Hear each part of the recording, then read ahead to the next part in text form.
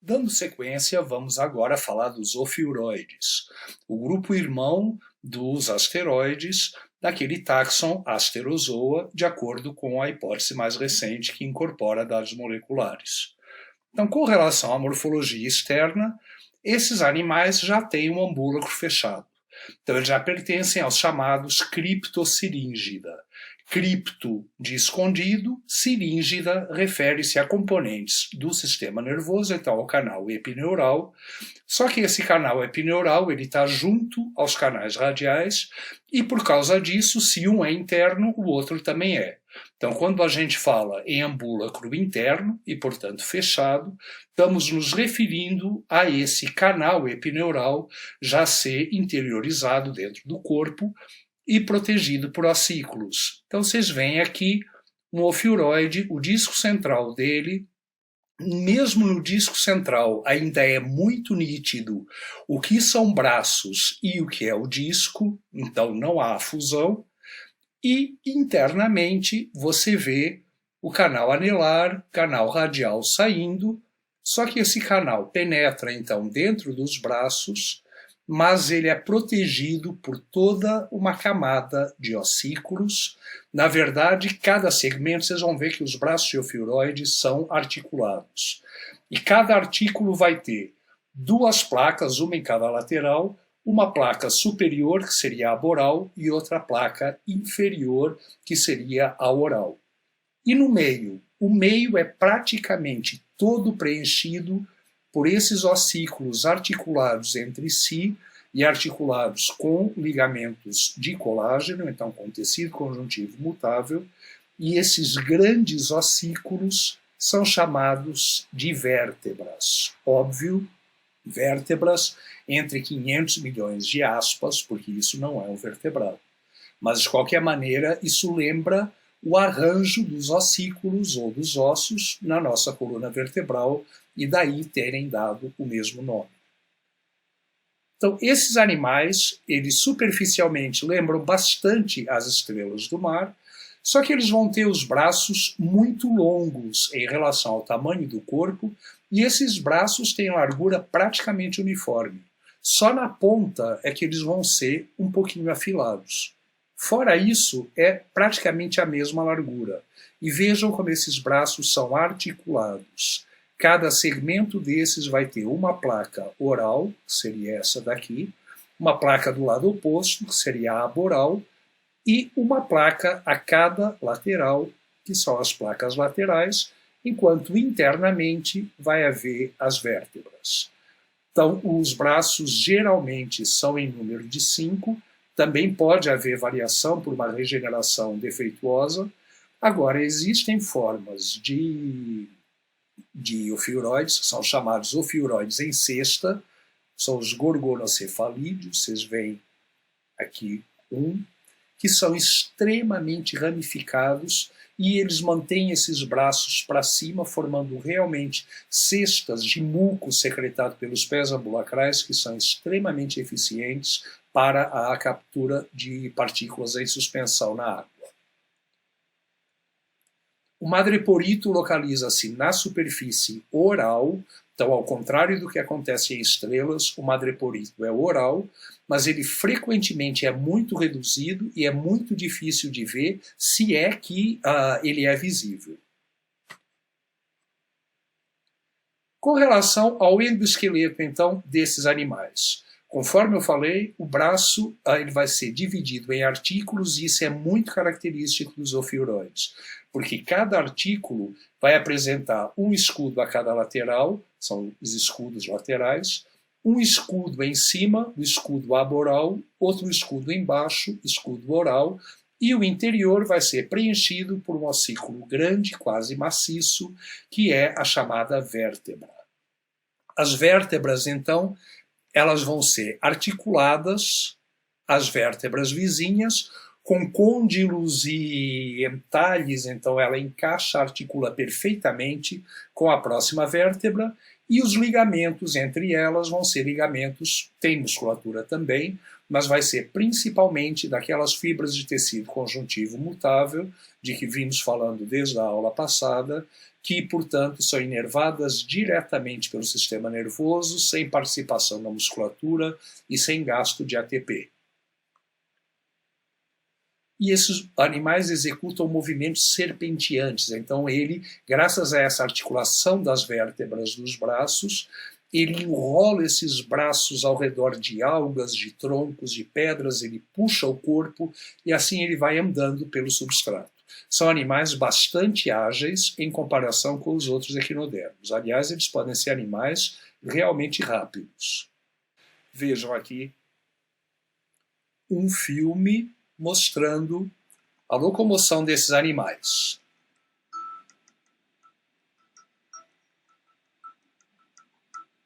Every survivor needs a good defense. The smallest echinoderms, the brittle stars, have managed to use their fragility for self-protection. Vejam o sistema ambulacral aí ao longo dos braços. Spidery creatures can actually jettison their arms as decoys. E ele autotomiza partes do braço para oferecer para predadores. Agora vejam a densidade populacional que esses animais atingem. E eles mantêm esses braços para cima na coluna d'água para filtrar partículas de alimento.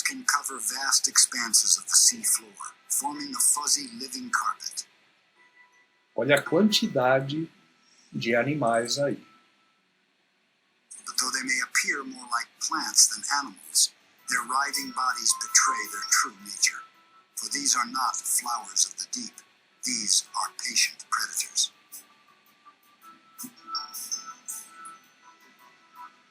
Há vídeos naqueles que eu vou disponibilizar para vocês que mostram eles predando mesmo, esses braços se enrolando em pequenos crustáceos e levando até a boca. Então, eles podem também ser predadores. E podem capturar detritos do assoalho marinho. Mas eles são, a maioria, filtradores. Com relação aos demais sistemas desses animais, eles vão ser, então, principalmente carnívoros, e, como eu falei, eles podem também ser predadores mesmo, não apenas filtradores, e eles também podem comer material orgânico depositado no sedimento. Então, os pés ambulacrais se enrolam, o transporte do alimento é por cílios no tegumento do sistema ambulacral, e também pé a pé, um pé passando por próximo, que passa por próximo e que vai indo até chegar à região da boca.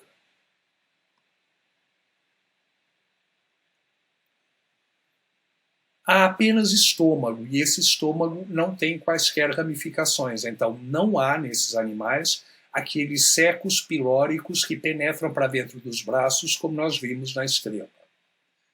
E vocês têm aqui na região oral a boca no centro, e ela vai ser ladeada por 5 mandíbulas bastante potentes que ajudam na trituração do alimento. Esses animais apresentam grande capacidade de regeneração, então caso eles percam parte do braço por autotomia, através daquele processo, que o tecido conjuntivo mutável amolece, e amolece tanto até desprender 2 metades, e com isso ele pode ir perdendo partes dos braços. Agora, ele pode efetivamente fazer isso mesmo como uma forma de reprodução, não só como uma forma de defesa. E para isso vai haver essa mesma divisão, essa mesma fragmentação, só que no disco oral. Assim como ocorre também em estrelas, que eu tinha falado. Então, o tecido conjuntivo mutável vai amolecer muito entre 2 metades, que não precisam ser exatamente iguais, e aí o animal destaca, solta isso, e cada um dos pedaços forma a parte restante. Então ele usa isso como forma de reprodução. E isso pode ocorrer, inclusive, nas larvas, da mesma maneira que eu tinha falado para as larvas de estrelas do mar. São animais principalmente dioicos, mas há espécies hermafroditas, assim como os outros também. Os outros grupos de equinodermados também têm sempre exceções com relação a isso. E esses animais vão formar as gônadas no epitélio das bursas respiratórias. As bursas são câmaras internas que ficam aqui em cada um desses escudos orais, vocês veem, são essas fendas aqui laterais. Cada uma dessas placas vai ter um par de fendas, e lá por dentro vai ter câmaras, que são então essas bursas revestidas de epitélio. As gônadas formam-se a partir da parede dessas câmaras, os gametas maturam aí, isso é constantemente irrigado de água, porque a musculatura fica trabalhando exatamente para renovar a água aí dentro, bater o tempo inteiro, e dessa maneira o animal faz as trocas gasosas, faz parte delas, além do que já faz pelo sistema ambulacral. Mas ele mantém isso em movimento e os gametas vão se desenvolvendo aí. Quando estão prontos, os gametas simplesmente são eliminados por essas fendas. Então, a fertilização vai ser externa, assim como nos outros grupos. Mais uma vez, há exceções, mas assim como nos outros equinodermados, a fecundação, via de regra, é externa e há a formação de larvas. No caso dos ofiuroides, essa larva chama-se ofioplúteo. Próximo grupo, o grupo dos ouriços, os equinoides. Então, esses animais eles são divididos em dois grupos. Há os ouriços regulares, que são os ouriços do mar propriamente ditos, e há os ouriços irregulares, que são as bolachas da praia. Muda entre eles a posição do ânus, e, além disso, mudam pelo fato de que os equinoides regulares têm simetria pentarradial, enquanto os equinoides irregulares são simétricos bilateralmente. Então vejam aqui, na classe equinoidea, os animais são caracterizados por apresentar um epitélio ciliado, assim como a gente viu nas outras classes, exceto em Crinoidea, que é a única em que o cílio se restringe à região do sulco ambulacral.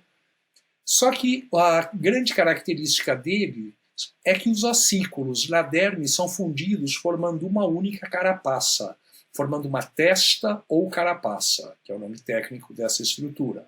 Então, é uma única placa, e isso não tem qualquer articulação. A carapaça não se deforma, ela é rígida, ela mantém sempre o mesmo formato.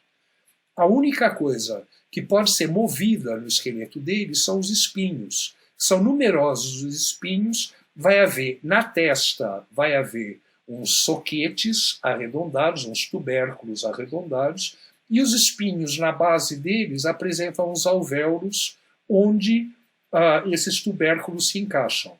E lógico que o ligamento entre eles é dado, assim como nos outros, por fibras de tecido conjuntivo mutável, assim como também tem algumas fibras musculares, mas é principalmente tecido conjuntivo mutável.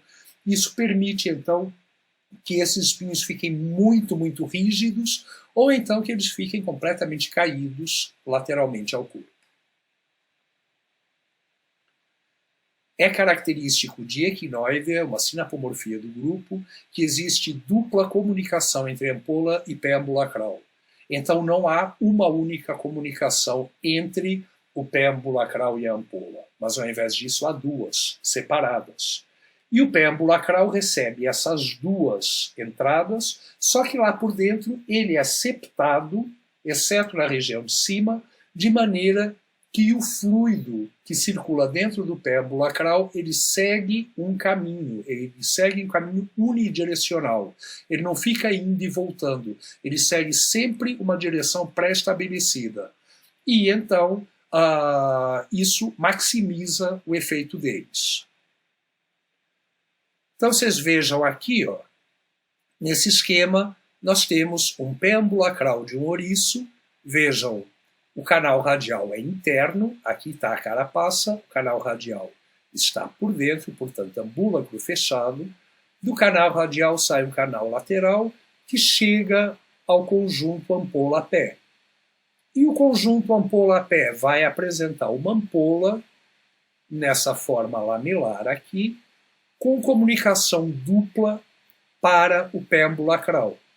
Essa comunicação dupla é mantida dentro do próprio pé, pois há um septo interno, de maneira que há um fluxo unidirecional de fluido celômico e água do mar, porque o madreporito desses animais é externo, então há mistura.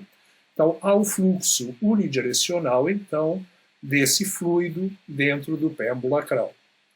E reparem como a gente tem pares de poros. Cada 2 desses corresponderia, então, a um pé ambulacral, a pares de poros na carapaça de um ouriço do mar, na altura das zonas ambulacrais.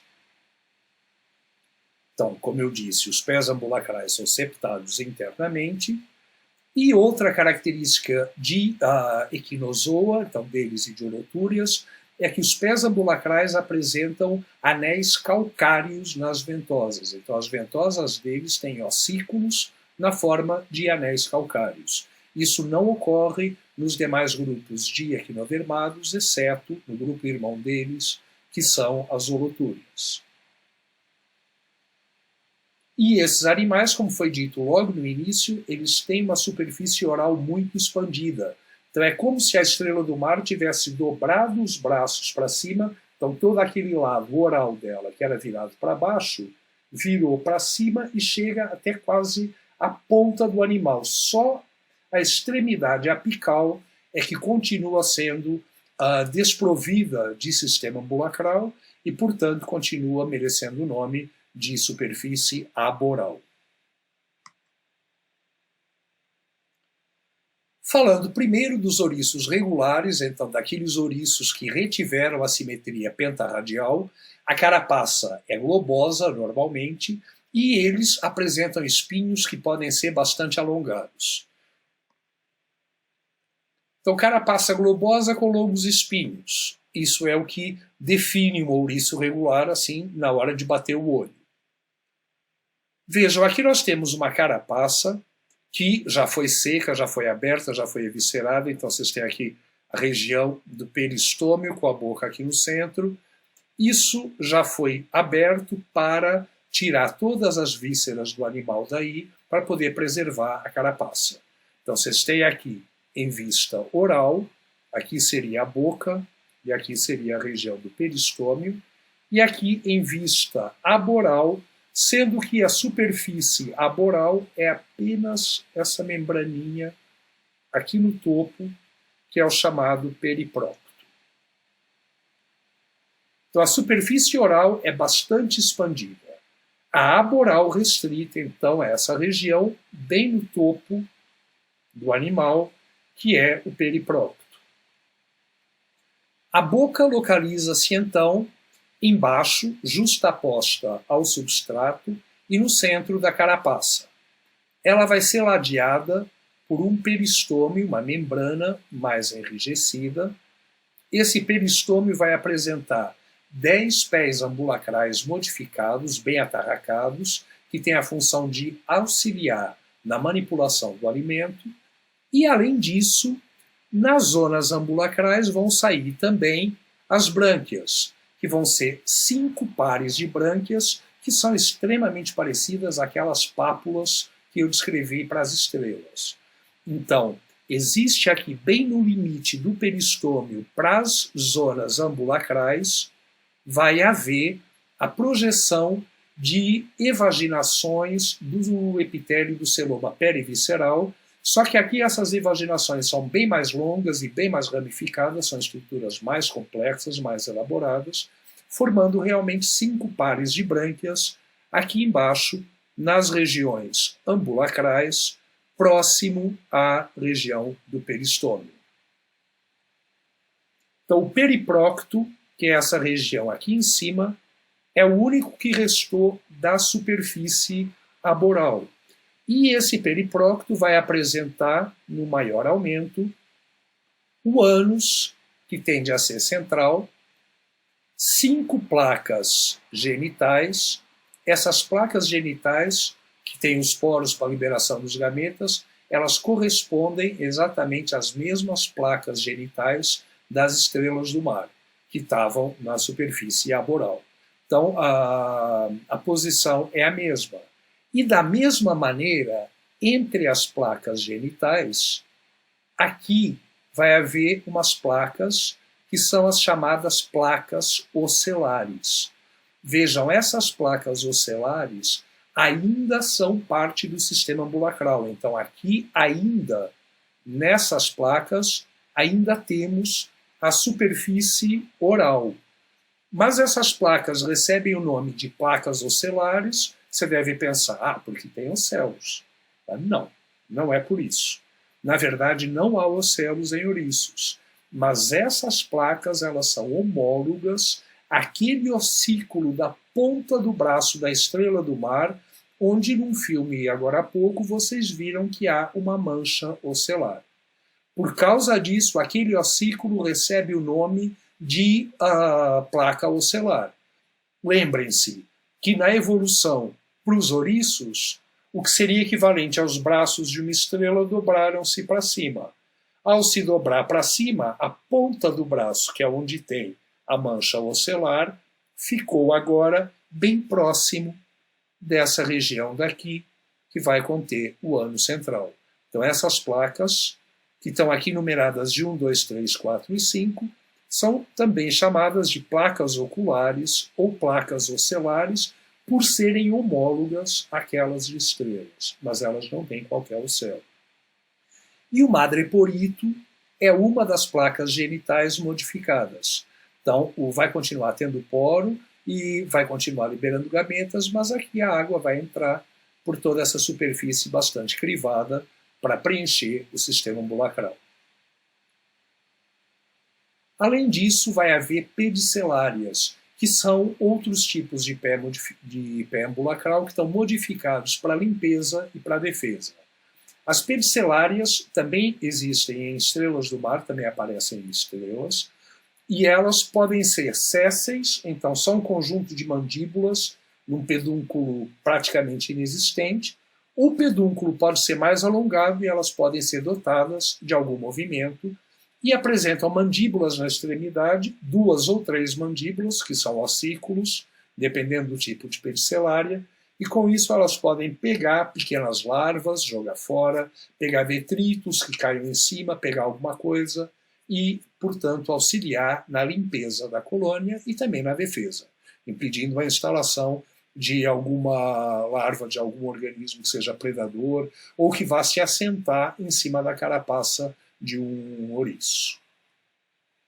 Então vocês têm aqui o esquema mostrando alguns tipos de pedicelárias, e é uma variação imensa nos tipos de pedicelária de ouriços, e inclusive esse é um caráter taxonômico dos mais importantes no grupo. E reparem aqui que vocês têm, mais uma vez, a ampola, e vocês vão ver um canal duplo para dentro do pé ambulacral, que seria, nesse caso, a pedicelária modificada, e todo esse pedúnculo é bastante móvel. Vejam, aqui nós temos um ouriço, Litequinus variegatus, eu vou falar mais deles terminando ouriços, vou dizer quais são as espécies brasileiras mais conhecidas, mas esse é Litequinus variegatus, e toda essa região com bolinhas brancas, tudo isso são pedicelárias. Então essas são as zonas ambulacrais, e isso são pedicelárias modificadas que vão então atuar para a defesa. No aumento maior, vocês vejam aqui essa região das pedicelárias no meio dos espinhos, e no aumento ainda maior, você vê a ponta delas, que no caso dessas pedicelárias estão sendo mostradas aqui, apresenta 3 mandíbulas. E com relação aos ouriços irregulares, com relação às bolachas da praia, elas são bastante diferentes, elas têm diferenças bem significativas em relação aos ouriços, mas elas apresentam a mesma testa, a mesma carapaça, apresentam também uma irrigação dupla entre ampola e pé. Então as características principais de equinoides elas têm, e portanto elas são modificações, variações dentro de um mesmo padrão, que é o padrão dos equinoides. Então, nós temos aqui as bolachas da praia, com um corpo achatado, ao invés de ser um corpo globoso, e os espinhos vão ser bastante curtos, esses animais não apresentam espinhos longos. Vejam aqui fotos de uma, se eu não me engano, essa é Melita Quinquerpersforata, também vocês vão ver o nome depois. Mas aqui ela com o lado dorsal para cima. Nesses animais a gente pode falar em dorsal e ventral, então exatamente por eles serem achatados, mas esse é o lado dorsal para cima. Aqui já é uma carapaça morta, vocês têm o lado dorsal para cima, e aqui o lado ventral. O lado ventral apresenta a boca no centro e apresenta o ânus. Então, boca e ânus estão no lado ventral, no caso dos ouriços irregulares. Por isso se diz que eles são irregulares, que eles não têm a boca oposta ao ânus, como é o caso dos demais ouriços. Então o ânus fica na superfície oral, que é a superfície ventral nesses animais, e o madreporito, em compensação, está bem no centro do petaloide, que é essa estrutura, então ele está bem aqui no centro do animal, bem apical. Então vejam, boca, ânus e madreporito indicados nas imagens aqui. A superfície ventral, que seria essa, ela vai apresentar a boca, vai apresentar o ânus e também vai apresentar esses sulcos, que são os chamados sulcos alimentares, por onde as partículas de alimento vão sendo transportadas pelos pés ambulacrais, um ao outro, e vão sendo transportadas ao longo desse caminho até chegarem à região da boca, onde serão ingeridas. Já o lado dorsal vai apresentar esse petaloide, que é uma modificação também do sistema ambulacral e que vai ser utilizado para a realização de trocas gasosas, como vamos ver na sequência. E esses animais adquiriram secundariamente uma simetria bilateral, ou seja, regrediram a uma condição bilateral, por toda essa disposição, tanto de boca e ânus, quanto também desses orifícios que são as lúnulas. Então, há um único eixo de simetria que divide esse animal em duas metades. Portanto, aqui estamos falando de animais simétricos bilateralmente.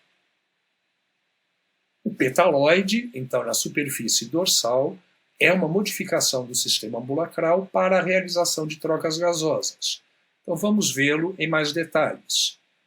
Ele é bem característico, realmente, formato de uma flor, formato de pétalas. Ele está aqui, madreporito bem no centro, e esse conjunto de pés ambulacrais em lamela aqui. Então, qual é a organização disso? No aumento maior, então, vocês veem que cada uma dessas pétalas ela vai ser formada por uma série de ranhuras transversais, de um lado e de outro.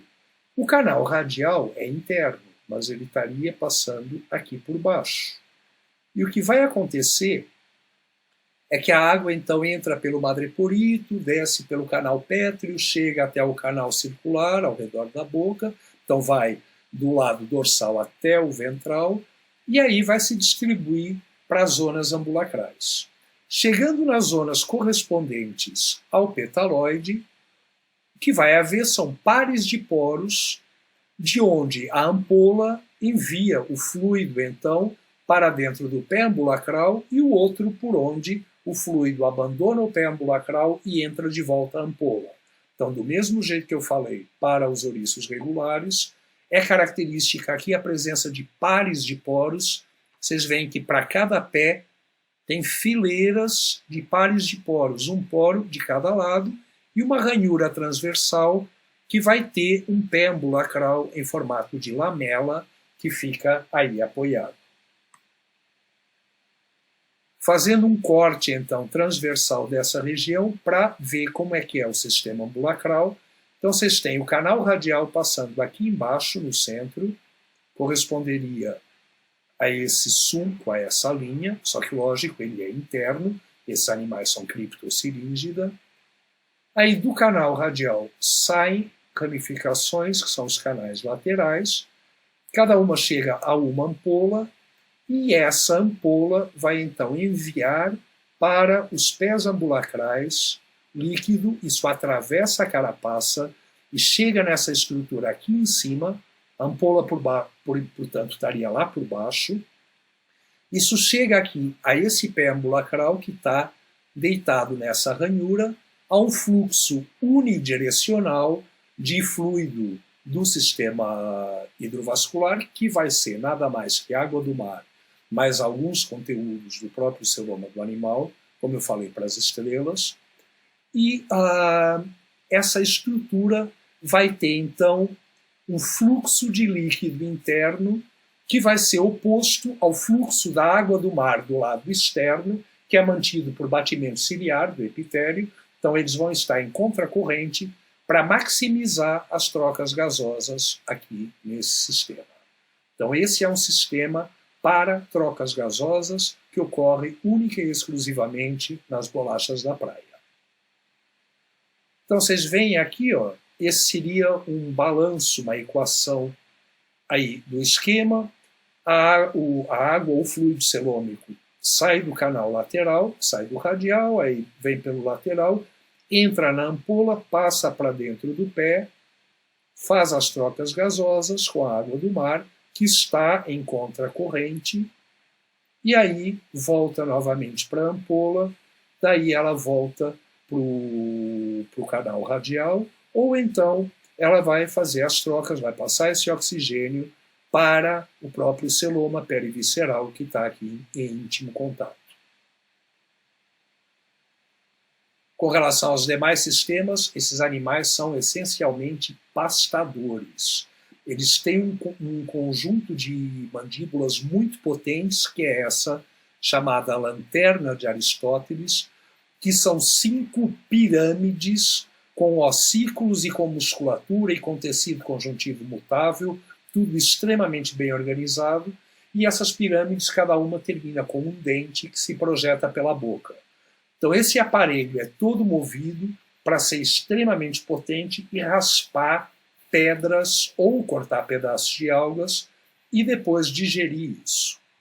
Os equinoides são primariamente herbívoros, mas uma vez que eles estão comendo, eles comem tudo o que tiver ali. Quando eles pastam, eles digerem todo tipo de partículas que eles conseguirem pegar das rochas.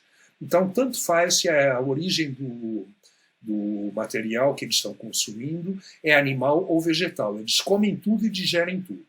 Mas eles são atraídos principalmente por algas. Eles são principalmente herbívoros. O trato digestivo, ele vai, então, seguir-se à boca e ele vai se enrolar várias vezes ao longo do eixo do corpo antes de desembocar no ânus. E ele vai ser mantido em posição através dos mesentérios que o seguram, só que em equinozoa, outra característica compartilhada com as holotúrias, em equinozoa, esses mesentérios também são calcificados, então também há ossículos nos próprios mesentérios, para que a posição desses órgãos dentro do animal fique ainda mais estabilizada. E o intestino, ele vai apresentar um sifão que vai ser paralelo ao ramo principal. Então o animal pasta, ele ingere todo aquele alimento, vem uma grande quantidade de água, isso vai dando voltas pelo estômago, aí quando chega na região do intestino, há uma bifurcação. E o epitélio ciliado do intestino encaminha a água para esse sifão, de maneira a que essa água do mar que foi ingerida acidentalmente não venha a diluir as enzimas que vão atuar em cima do alimento no ramo principal do intestino. Então, ao longo do intestino, os dois vão caminhando em paralelo, dando voltas, né? Até a hora que termina o intestino, já vai haver a formação do reto, quando o sifão se une novamente ao ramo principal, e isso desemboca, então, no reto e no ânus. A lanterna de Aristóteles é esse potente conjunto de pirâmides com ossículos e musculatura e ligamentos de tecido conjuntivo, e ela vai ser essencial para a alimentação desses animais. E é muito provável que não ocorra regeneração. Eu, pelo menos, não encontrei nenhum dado a respeito disso. E nem regeneração, nem qualquer forma de reprodução assexuada nesses animais. Eu já ouvi dizer que as bolachas da praia têm uma capacidade de regeneração alta. É um dado que eu sei que eu já ouvi. mas eu não achei isso na literatura quando eu estava consultando e eu procurei em diversas fontes. Então eu não sei se isso de fato ocorre. Mas esses animais, para a reprodução sexuada, eles vão ter 5 pares de brânquias, elas ficam nas regiões interambulacrais, aliás, 5 pares de gônadas, desculpa, tem 5 pares de gônadas, elas ficam nas regiões interambulacrais, e essas gônadas abrem-se para o exterior através daquele poro que está lá nas placas genitais. Então os animais são principalmente dioicos, há hermafroditas, mas a maioria é dioica. Os gametas são produzidos então nessas gônadas e quando eles estão maduros são eliminados do corpo através dos poros dessas placas genitais que estão bem na margem ali do periprócto, bem no limite entre as superfícies oral e aboral, no topo do animal, portanto. Aqui no Brasil nós temos muitas espécies de ouriço e muitos são pequenos e vocês nunca viram.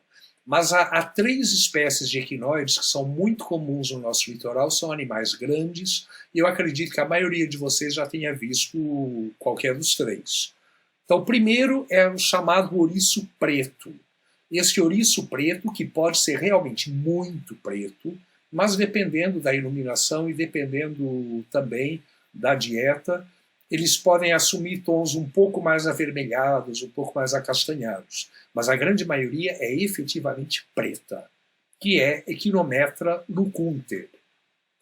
O outro, que é o ouriço verde ou ouriço roxo, vai ser o Lithechinus variegatus. Então esse ouriço é bastante comum, estava até na foto anterior para mostrar as pedicelárias, que estão nessa região daqui. E o terceiro equinoide muito comum é essa bolacha da praia, que é Melita quinquesperforata, é forata, viu, de furo, aqui eu digitei errado. É quinquesperforata, que vai apresentar essas 5 lúnulas, e não se sabe bem para que as lúnulas servem. Acredita-se que elas facilitem o movimento de enterrar, que esses animais vivem enterrados, porque os espinhos aí na margem, eles podem bater a areia para cima, ajudar a areia a passar entre as lúnulas e, portanto, a cobrir o dorso do animal. Então, acredita-se nisso.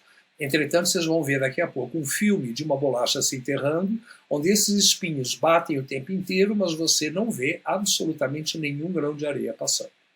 Então, é uma falha nessa teoria. Outra teoria diz que isso facilita para manter a posição dos animais, porque as correntes de água podem passar por baixo e sair através das lúnulas sem necessariamente virar o animal com a superfície ventral para cima. Vejam aqui alguns ouriços então se alimentando, comendo algas.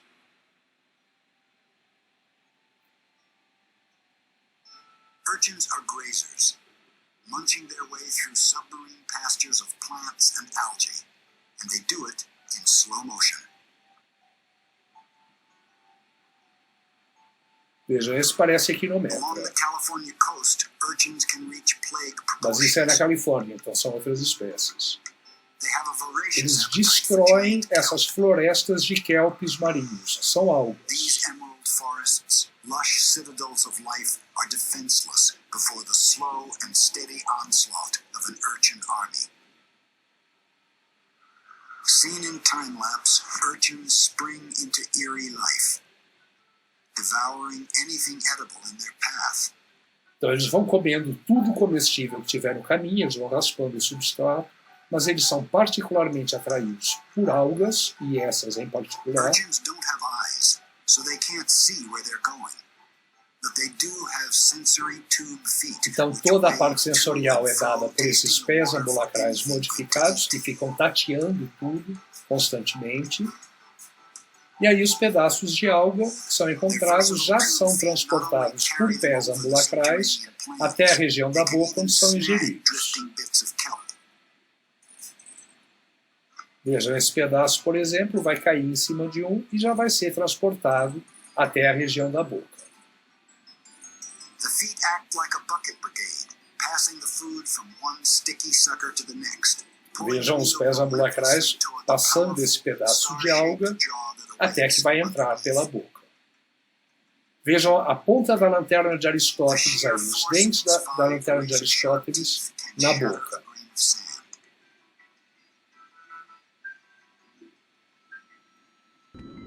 It makes short work of the tender kelp, neatly scissoring it into bite-sized pieces. Lembro também que vocês estão vendo os pés ambulacrais com ventosas aí na ponta e que essas ventosas têm ossículos, que é característica de equinozoa. São equinodermos, equinoides mais osolotúrias, são grupo irmão e que tem esse anel de ossículos na ponta das ventosas. Although they eat so slowly, we must speed up the action to see it clearly. An uncontrolled urchin population can have a devastating impact over time. Então, quando há explosões demográficas desses animais, o impacto na comunidade de algas é terrível. Eles destroem florestas inteiras em questão de pouquíssimo tempo, de alguns meses, desaparece tudo.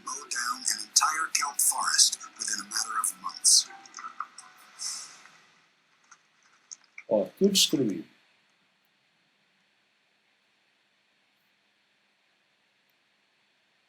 Agora vejam um vídeo de uma bolacha se enterrando. Ela vai andando, então ela vai rastejando com os espinhos e com os pés ambulacrais da superfície ventral.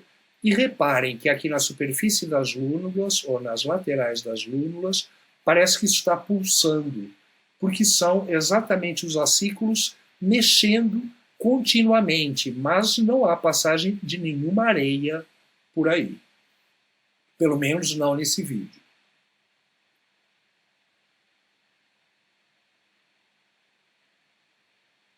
O petaloide aqui em cima, vocês veem, madreporite seria aqui central. Então essa é a superfície dorsal e vejam como esse animal vai se enterrando até ficar praticamente todo coberto.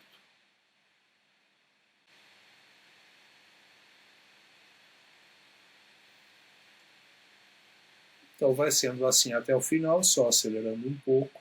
Vocês veem como ele já está praticamente todo coberto por esse sedimento.